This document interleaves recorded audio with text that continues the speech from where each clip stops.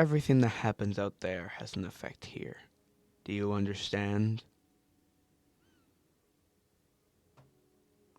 This is a safe place. This is a sanctuary. But something has gone wrong, and now it can be seen here. Something went very wrong. That's why I am here. But I won't let the same happen to you.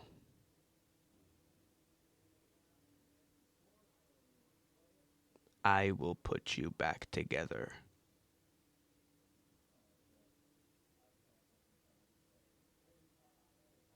Good morning, good afternoon, good evening, and of course good night, ladies and gentlemen. Welcome back to another video. I'm your host, The Game in Minecart, and today we celebrate a decade in review for FNAF World. I'm gonna be honest, I knew nothing about this game. I hadn't played it until October of 2025 and avoided theories on it specifically because I didn't want to know what to expect, given there are no theories on the game.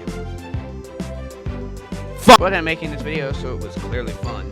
The lore sector of this video will be marginally shorter, and this video will be far more goofy, obviously, because I don't have much to say. Without further ado, minor flashing lights, jump scare, and spoiler warning, and let us begin with the... You won't get tired of my voice, will you? My personal favorite part of this game is its mechanics, because the attacks exist. Here's a short explanation of every attack.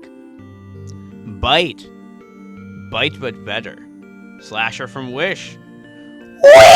Balloon. Music that hits everyone. Cyclops from Wish. These little bastards. Chip damage. Chip damage but better. Stun thing. Bite but fuck you, you're dead. Virus of death. Chip damage but cute. Whoa. Wow. But better. Cheese rolling competition. Cheese rolling competition but better. Kaboom? Yes, Rico. Kaboom. Hit Alt F4. Extra life. Medusa and the Basilisk had a child. Skedaddle, skedoodle! Your dick is now a noodle! Ah, you motherfucker! Cute copycat. Randomizer. Randomizer but better. Attack randomizer. Attack randomizer but better. Those childhood bubble sticks. Cupcake. Health song. Health song but better. Health and damage. Regeneration stat. Scott Covet! Depression balloon. Depression song. Depression clouds. Depression clouds but worse. Other slasher from Wish. Grimer and Muck. Medieval song. Happy birthday! My goat! Strong song. Fast song. Call this battle the Swan Song! 30% one shot. 30% one shot, but actually 50%. Death to under 30%. Death to under 30%, but actually 50%. Rotten pizza. Rotten balloon. Rotten bite, but better. Basago meow. Have a pumpkin. And finally, balloon. But better. Cool, right? Anyway, the other main mechanic in this game is the glitches. These are the way you unlock new areas, and you go into epilepsy-inducing objects to trigger them. There can also be seizure makers inside the glitch areas, leading to even more hospitalization and eye strain. Looking through these is such a pain sometimes, for me, because I have glasses. On top of that, there's also chips and bites you can find scattered across the map that enhance your abilities, but only 4 can be equipped for each at a time. You won't get tired of my voice, will you? I mean... There's a few of them. Here's a short clip about almost every character. Base Fred, Base Bon, Base Cheek, Base Fox, Toy Fred, Toy Bon, Toy Cheek, Toy Fox. Wait, no, I mean maimed Toy Fox. Why does Balloon Boy look like a convicted felon? Gay.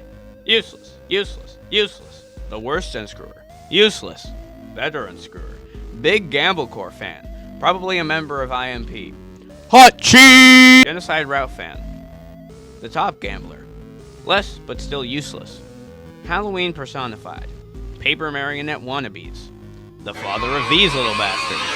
Base Bond but better. Hose. Second best fox. Because look at it! Stalin skeleton. Mini useless. Baby Stalin skeleton. He dead. Say my name.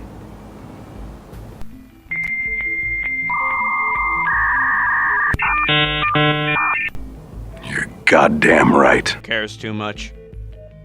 My MVP! Was that the bite of 80? I'm scary, trust. I keep having a guy put me on, but I'm a rabbit pump, chicken pump, Minecraft character, lumberjack, on crack, scary attack, coffee sack. I'm the purple guy. I love these characters so much, and they're all my children now. Scott, start paying child support. You won't get tired of my voice, will you? Ladies and gentlemen, we still have no definitive clue what the fuck this damn game is. The basic idea is that it's a dream or a scene that a crying child has before his death, and that's why it's so happy and jolly compared to the other games.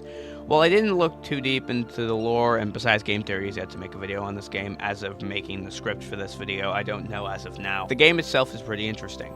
The story follows you as one of the 8 characters that you have in one of your 2 teams of 4, exploring the FAZBEAR world and defeating hostile creatures. Your goal is to get rid of the glitches in the world, which are indicated by assets faded in and out of existence at 400. When you enter these glitches, you need to find a way out to get to the next area. Sometimes there are glitches inside the glitches that make it harder to see, but don't go more than 3 glitches in, you might not come out. In snippets across the game, Fredbear directs you on where to go, another reason many think this is the crying child's dream, as he has a Fredbear plush that says the same things in the beginning of the game and the end of FNAF 4. Eventually you kill all the bosses, find all the keys, and make it to security. The firewall before you reach the end of the game is an owl, and you essentially need a neon wall to not get one-tapped by the damn thing. It takes a while, but you eventually do it. You can't. Oh, Yippee! yeah.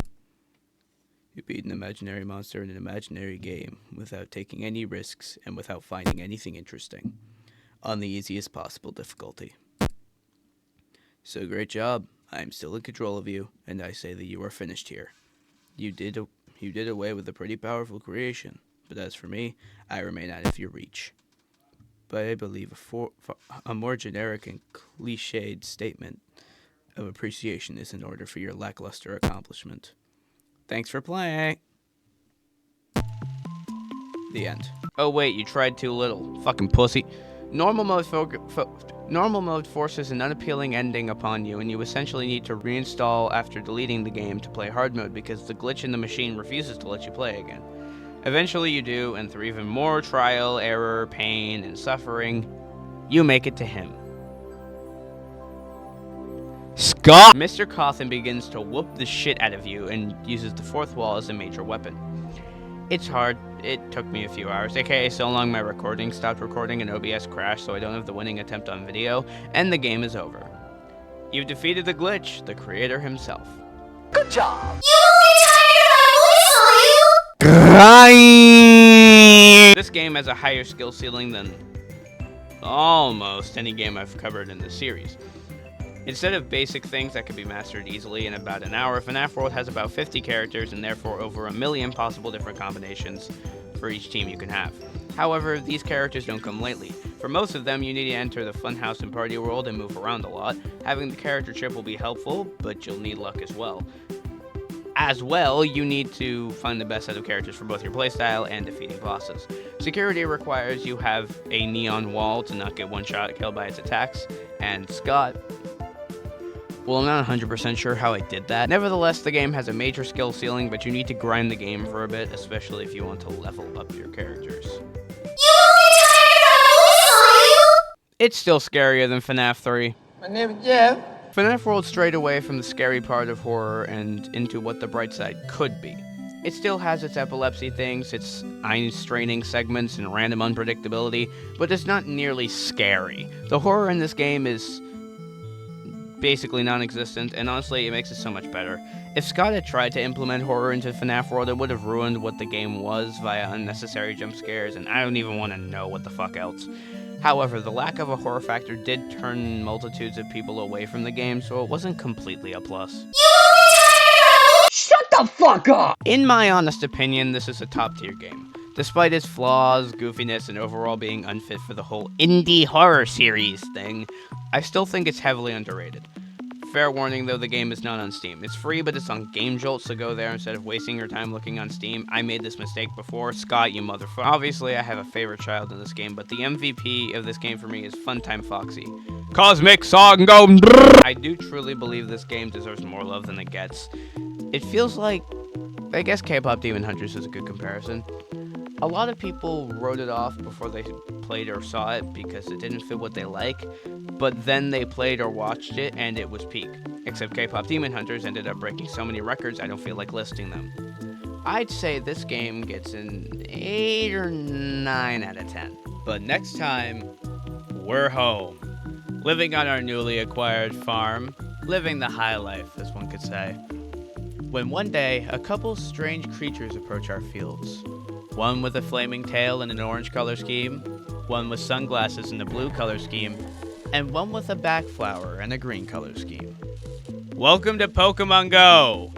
And thank you for watching. Billie Jean.